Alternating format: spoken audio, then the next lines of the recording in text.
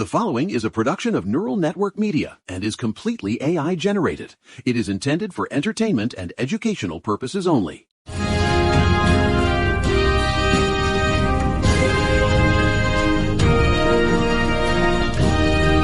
morning, good afternoon, or if you're like the Republicans in the Senate right now, good grief. It is Sunday, March 15, 2026. I am Julian Archer, coming to you from the Panopticon here in Manhattan, where the view is beautiful, but the news is, well, let's just say I've had my third hit of pure oxygen already this morning. And I'm Mary Kane, sitting in the usual disaster zone in Queens. I've got stacks of tapes high enough to block out the sun and coffee that's currently more engine oil than caffeine.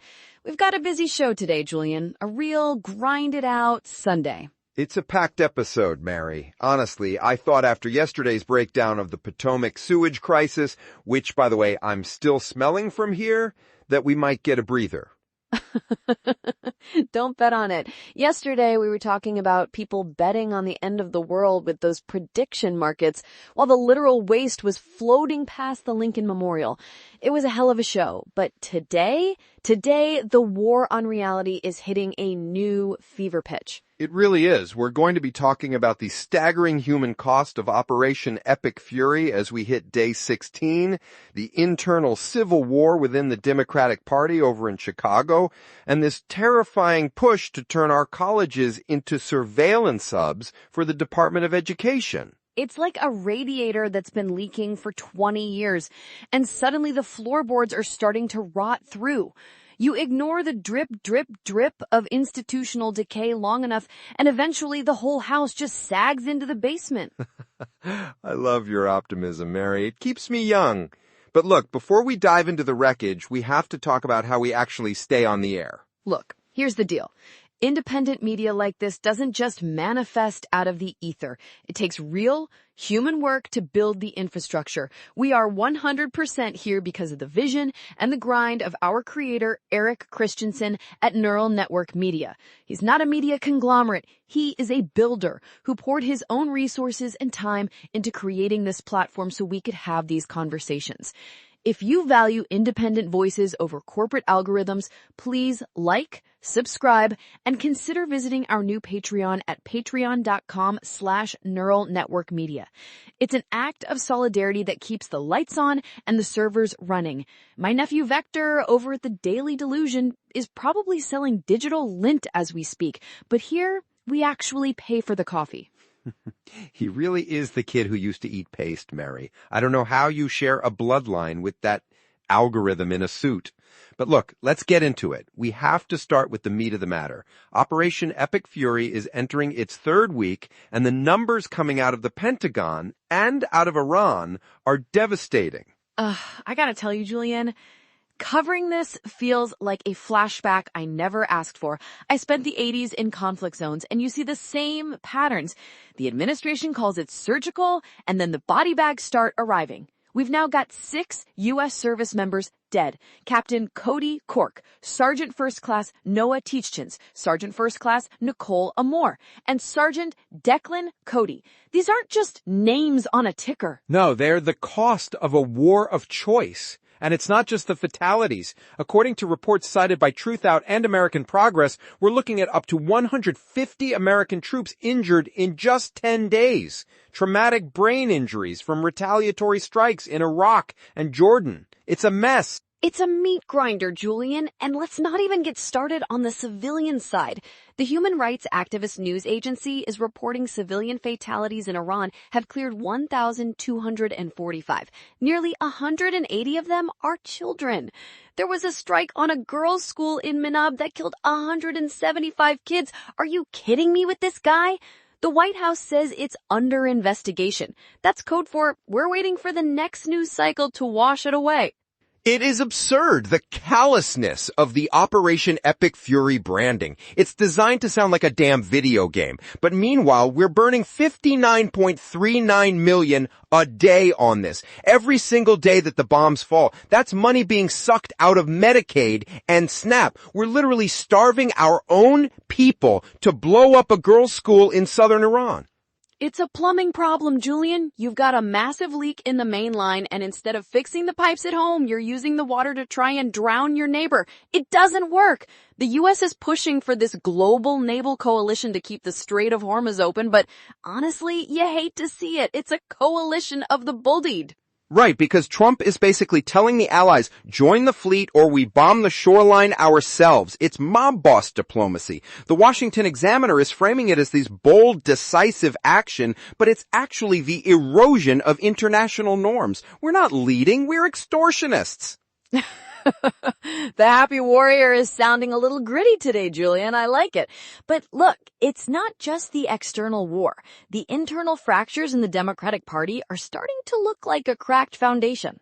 Oh, let's talk about Chicago. The 7th District. Danny Davis is finally hanging it up at 84, 30 years in that seat.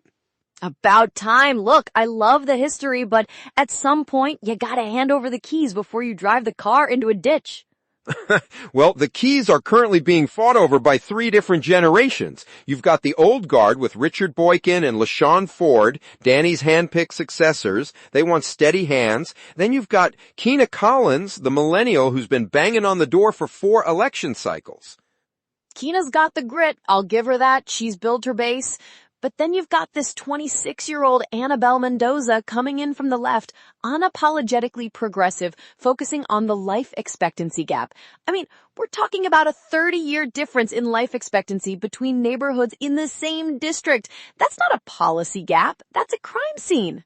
It's the re-feudalization of the city, Mary, and this is where the party is stuck. The establishment, my people, historically, want to talk about constituent services and steady leadership, but the kids like Mendoza are looking at the rot and saying the building is on fire. Why are you talking about the drapes?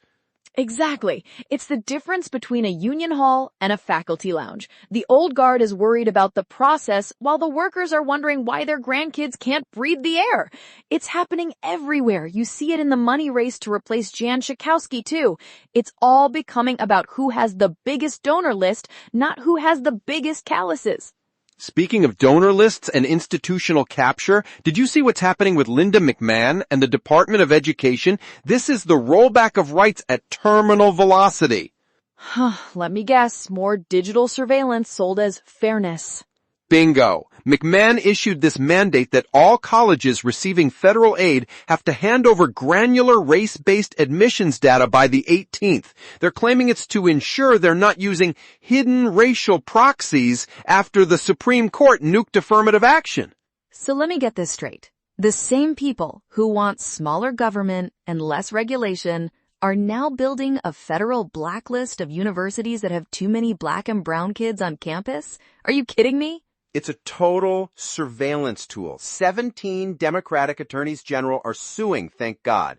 Judge Saylor in Boston issued a temporary restraining order, but the intent is clear. They want to intimidate every admissions officer in the country. It's about chilling diversity into non-existence. They want a woke-free data set they can use to gut funding for any school that dares to think about equity. It's the Save America mindset, Julian. That bill the GOP is holding the entire government hostage over, Trump says he won't sign anything until they pass the Safeguard American Voter Eligibility Act. It's a voter ID bill on steroids that also, for some reason, bans trans kids from playing sports. A total omnibus culture war. It's a dumpster fire. And the name mismatch thing, according to the League of Women's Voters, this could disenfranchise 21 million Americans, mostly married women whose birth certificates don't match their driver's licenses because they changed their last names. I'm telling you, it's not a bug, it's a feature. They want to make it as hard as possible for anyone who isn't a property-owning male with a pristine paper trail to vote, and they're framing it as protection. Kristi Noem was shouting about this before she got the boot from DHS. She was calling it common sense to verify citizenship. Common sense to who? To people who want to fix the game? It's like a crooked ref who starts measuring the thickness of the other team's shoelaces while his team is using a weighted ball. You can't win when the rules are being written by the guys who hate the game. Look, we have to talk about the international context of this because it's all connected. While we're arguing about voter ID and admissions data, the West Bank is essentially becoming a free fire zone under the fog of the Iran war. That story out of Taman broke my heart, Julian. The O'Day family, a mom, a dad, and 2 kids, 5 and 7 years old, shot in the head in their car. It's horrific. The Israeli military claims they were pursuing suspects, but the Red Crescent says they blocked medical aid to the surviving children. And this is happening because the world is looking at Iran. Settler violence is up, checkpoints are closed. It's a total blackout of human rights under the guise of regional security. It's the war on reality again. You create enough chaos in the headlines with Operation Epic Fury, and people stop noticing the individual families being erased. Same thing in Ukraine. Russia just hit the Kiev region again. 4 dead, 15 wounded, and the peace talks are stalled because, well, why would Putin stop when the U.S. is busy setting the Middle East on fire? We're losing the moral authority to even speak about international law, Mary. When you're bombing girls' schools in Iran, you can't exactly tell Russia to stop hitting apartment blocks in Kiev without sounding like a total hypocrite. Since when has hypocrisy stopped anyone in Washington, Julian? You've been a fixer. You know this. The only thing they care about is the spectacle. You're right. And that actually brings us to something more philosophical, I guess. We lost Jürgen Habermas yesterday, 96 years old. The German guy? The philosopher? Yes, the philosopher of the public sphere. He's a legend. His whole thing was that democracy only works if we have a space for rational, critical debate, independent of the state and independent of corporate interests. He called the current state of things re-feudalization. Re-feudalization. I like that. It sounds like my landlord trying to tell me I owe him a tithe for the pigeons on the fire escape. Exactly. It's the idea that private interests are taking back the public interest. And look at the perfect example, the Chicago Bears. Oh, don't get me started on the Bears. I'm a Mets fan. I know disappointment, but the Bears are on a whole other level of arrogance. They are literally threatening to move to Hammond, Indiana. Indiana passed a bill, CB 27, to build them a stadium just to lure them across the border. They're using the public purse of one state to blackmail the taxpayers of another. This is exactly what Habermas was talking about, right? The public interest is being auctioned off to a football team. We can't afford Medicaid or SNAP because of the Iran war, but Indiana can find hundreds of millions of dollars to build a playground for a billionaire who owns a team that can't even find a quarterback? Are you kidding me?